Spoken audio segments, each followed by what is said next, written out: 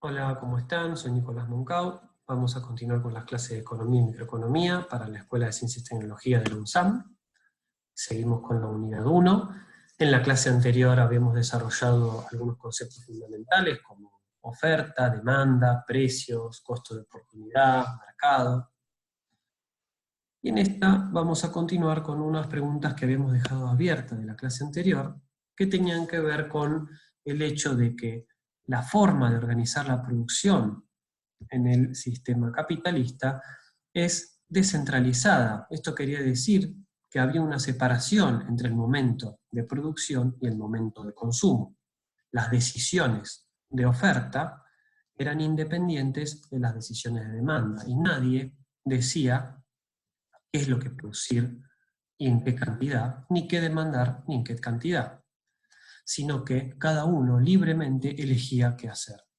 Habíamos dicho que los precios actuaban como señales para coordinar la producción de manera de resolver los problemas de escasez o de sobreproducción. Ahora, ¿cómo es que actúan los individuos independientes ante la necesidad de abastecerse de algún producto o de venderlo? Porque nadie les aseguraba en este mercado, en este sistema, nadie les aseguraba que lo que producían iban a poder venderlo efectivamente, y a su vez nadie le aseguraba al consumidor que cuando iba al mercado iba a encontrar lo que quería demandar. ¿Sí? Podía haber un problema de desequilibrio entre oferta y demanda. La pregunta clave entonces es, ¿qué es lo que impulsa la variación de precios en el mercado para que actúen como señales? Esas señales que tienen que afectar de alguna manera las decisiones de las cantidades que van a demandar los demandantes y las cantidades que van a ofertar los productores, hasta que se equilibren. Bueno, la respuesta tiene que ver con el proceso de competencia que vamos a analizar de inmediato. Para eso les propongo un ejercicio analítico en el que partimos de un desequilibrio entre la oferta y la demanda. Ese desequilibrio va a determinar una situación de competencia en la cual se va a modificar los precios. Esa modificación de los precios va a actuar como señal modificando las decisiones de consumidores y de productores hasta el punto de llegar al equilibrio. Así, fíjense que hay una circularidad en la determinación, ¿sí? Desequilibrio de cantidades determina variación de precios, y variación de precios después actúa como señal determinando cantidades que se ajusten hasta el equilibrio. Partamos de, por ejemplo, una escasez de oferta, que quiere decir que la demanda es mayor a la oferta. También lo podemos ver a la inversa como exceso de demanda. En este caso, se va a producir una competencia entre aquellos que quieren abastecerse en el mercado de algo que está faltando. Podríamos pensar, por ejemplo, en el caso actual, donde cuando alguien va al mercado a conseguir, por ejemplo, barbijos, se encuentra con que no alcanzan, que no hay lo suficientes, entonces se genera un problema de abastecimiento, que sería este caso un ejemplo de exceso de demanda. Ante este problema, el ejercicio analítico que les propongo es pensar, bueno, ¿cómo se podría comportar los consumidores para tratar de abastecerse de lo que falta? Se va a producir una competencia entre ellos. Imagínense que hay solo un barbijo, hay 2 o 3 personas que quieren comprarlo. Bueno, hay alguien que va a decir, sí, a menos que se resuelva con quién es el primero que llegó, uno va a decir, bueno, pará, te pago el doble, pero dámelo a mí. Fíjense que esa actitud de competencia lo que va a llevar es a un aumento del precio de venta de ese barbijo. Cuando aumenta el precio, el oferente, que tiene un fin de lucro, que tiene un objetivo de ganar plata, va a decir, bueno, se lo voy a vender al que esté dispuesto a pagar más, en definitiva. En esa situación, cuando sube el precio, va a haber alguno que va a decir, bueno, está bien, él te paga eso, yo te pago el doble. Hay alguien que va a poder incluso superar la apuesta y poder tratar de comprarlo. En la medida que va pasando eso, que va subiendo el precio, hay algunos demandantes que van a quedar afuera, que no van a tener solvencia para abastecerse, ¿sí? Entonces, en la filmina anterior dijimos, tenemos un exceso de demanda y eso afecta al nivel de precios. Ahora entonces, como les decía recién, ese nivel de precios afecta sobre las cantidades demandadas. ¿De qué manera? Reduciendo la solvencia que hace que algunos que ya no puedan comprar.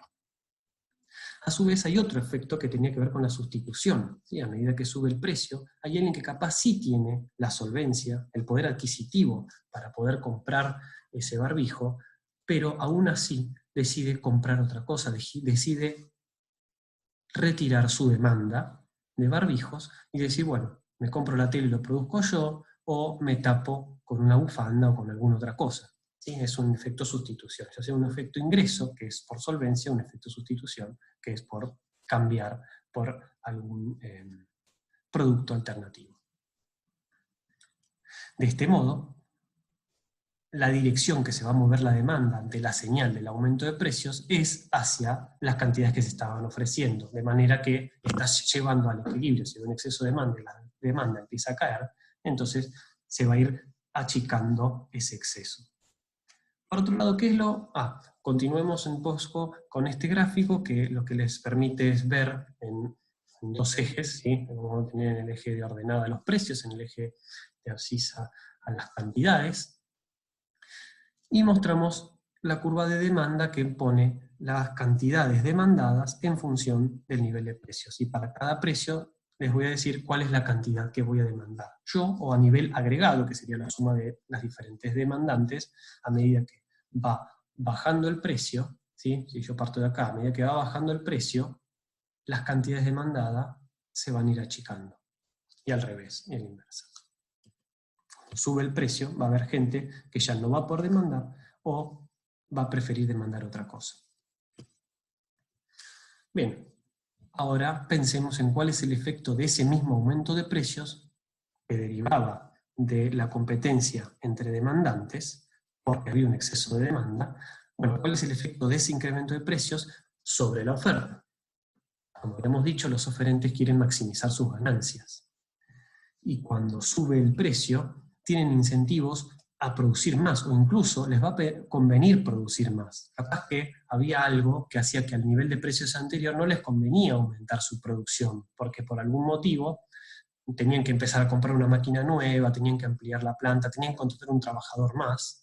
Entonces decían, no, mira, a este precio yo prefiero ganar lo que gano y me quedo contento. Pero ahora que subió el precio, capaz que dice, bueno, ahora me conviene comprar una máquina más y produzco más y obtengo más ganancias.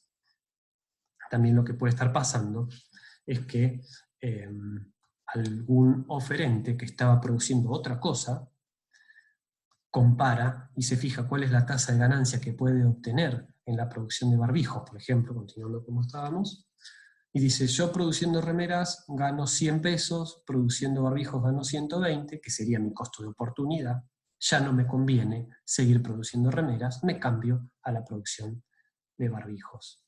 Cualquiera de las dos motivaciones van a hacer que la oferta se ajuste a las cantidades que se estaban demandando. Si ahora teníamos un exceso de demanda, antes dijimos que el incremento de precios hacía que caiga esa demanda, ahora decimos que el incremento de precios también va a afectar a los oferentes, haciendo que aumenten su oferta. Entonces, ambos mecanismos llevan hacia el equilibrio.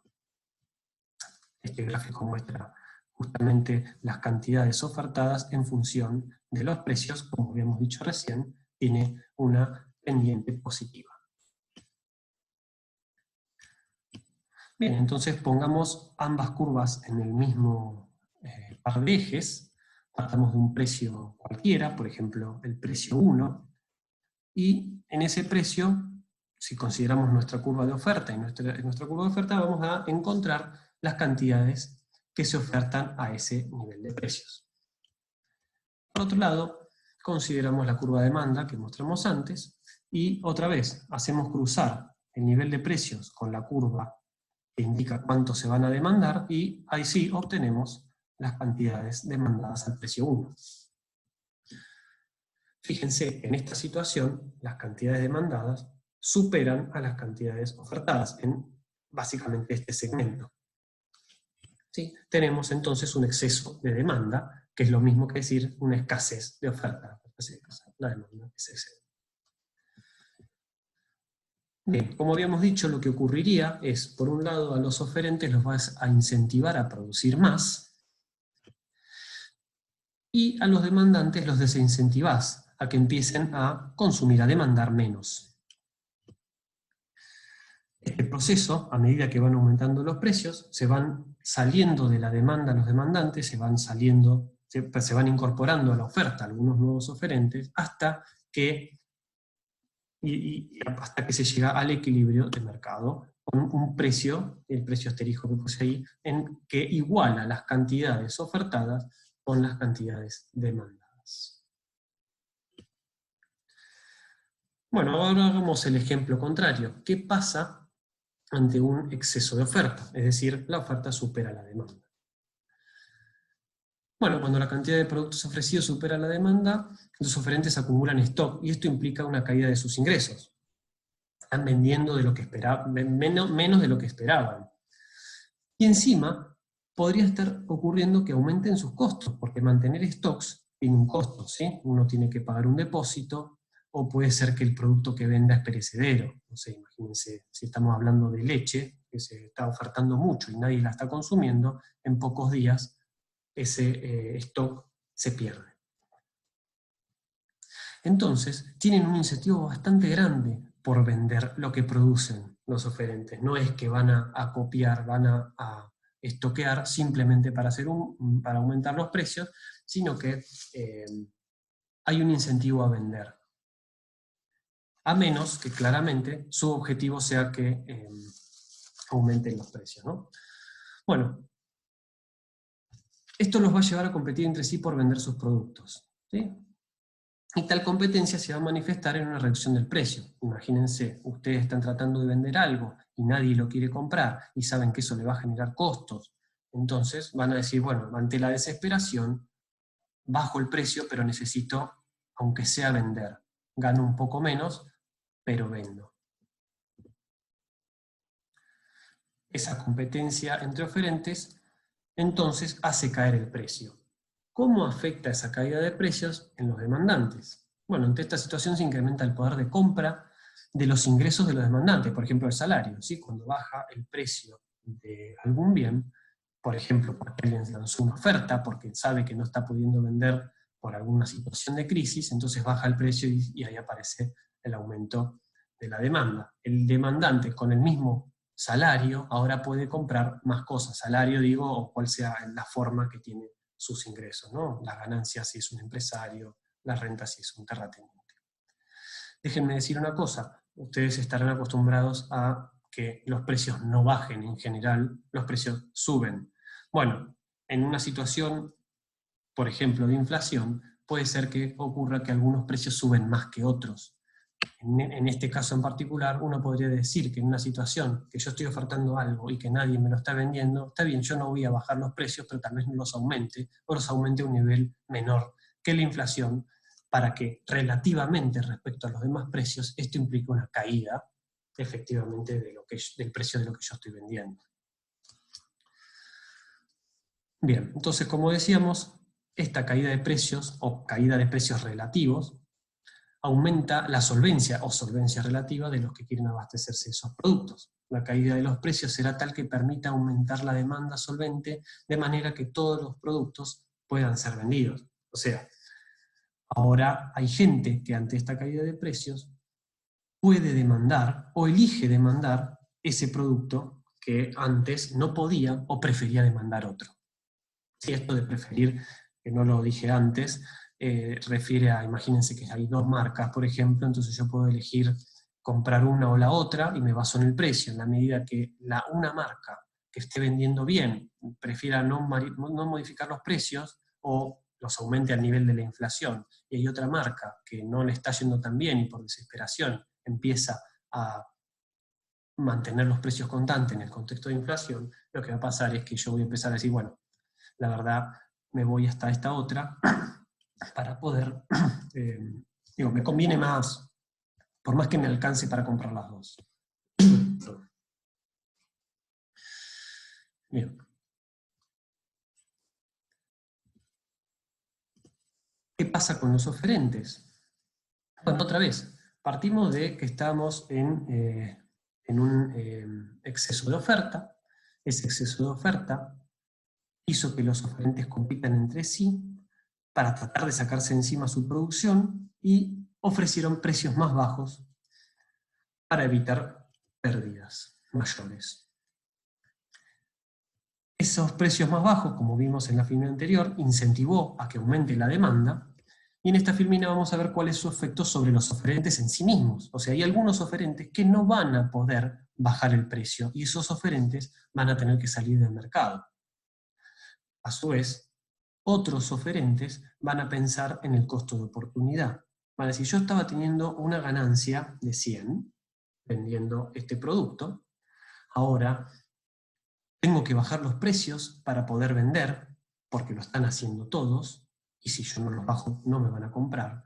El tema es que yo tengo una máquina que es menos productiva, o tengo alguna condición de la producción que me hace más costoso que al resto, entonces no logro obtener una ganancia. De hecho, si sigo con los precios más bajos, yo empiezo a perder plata. Entonces me retiro.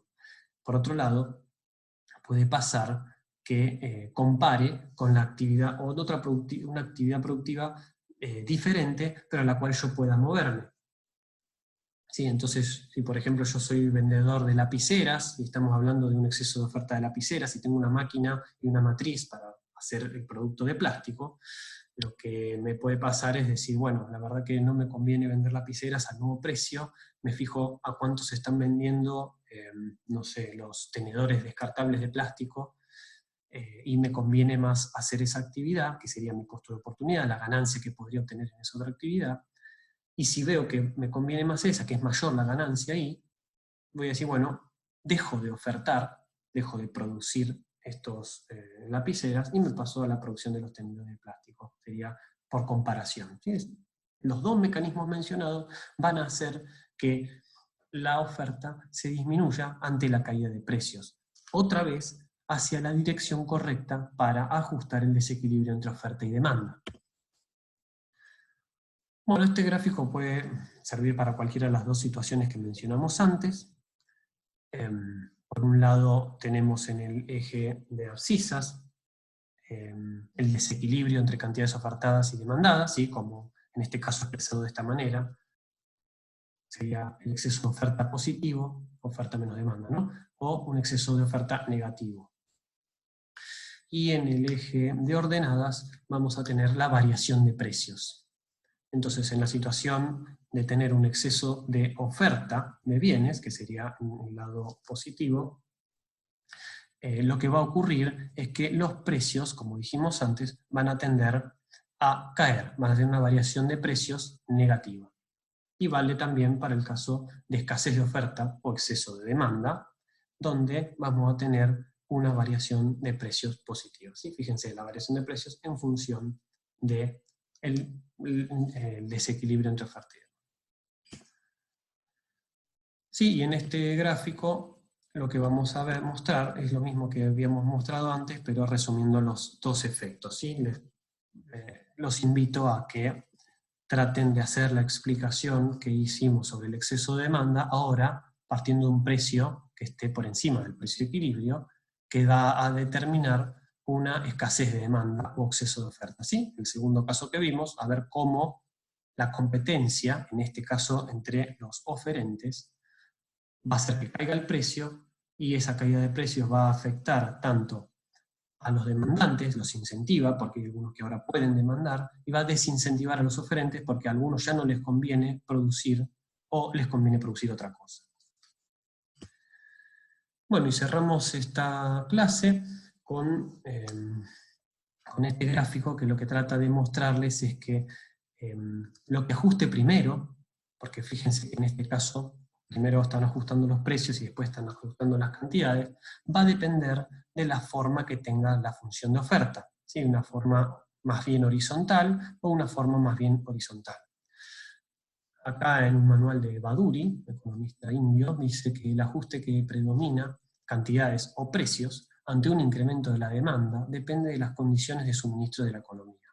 Condiciones de suministro es condiciones de oferta, ¿sí? Es esto de las rigideces que existen para aumentar o no la oferta ante un exceso de demanda. El ajuste de la cantidad domina cuando la oferta es elástica. En la próxima clase vamos a definir qué es esto de elasticidad, pero tiene que ver con la sensibilidad de la oferta ante una variación de precios. Por el contrario, el ajuste de precios va a dominar si la oferta es inelástica. ¿Sí? Fíjense, yo estoy en el punto inicial de equilibrio, la D1 sería la demanda 1, S es de supply, ¿sí? Está en inglés, lo saqué de un libro. Si partimos del nivel de precios P1, uno diría, bueno, yo tengo esta demanda y esta oferta, entonces, si aumenta la demanda, yo, si tengo una oferta que es muy elástica, ¿sí? Que puede responder ante la variación de los precios, ante una mínima variación de precios, las cantidades ofertadas van a aumentar. En este caso, en el extremo, que es extremadamente sensible la oferta, la variación de precios, una variación infinitesimal de precios, o sea, casi ni tiene que variar el precio para que el oferente, todo lo que yo demande de más, el oferente va a aparecer alguien que va a estar dispuesto a ofrecerlo, ¿sí? Esto suele ocurrir en contextos de crisis económica, donde hay un desempleo muy alto de los factores productivos, que van a decir, digamos, yo no tengo margen para aumentar el precio, si vos me demandás más, yo voy a ofertar más efectivamente. ¿Sí? Esto también un poco para contradecir esta idea que uno ya viene con el cassette grabado de si hay exceso de demanda, entonces suben los precios. Bueno, es un poco relativo. Si aumenta la demanda, también podría pasar que el oferente esté dispuesto a producir más para satisfacer esa demanda, que sería este caso de la curva de oferta horizontal.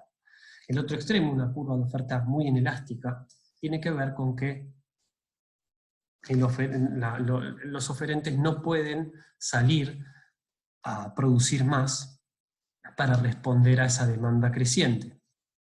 Si hay alguna restricción, no puedo conseguir los insumos, no hay trabajadores dispuestos a trabajar por ese...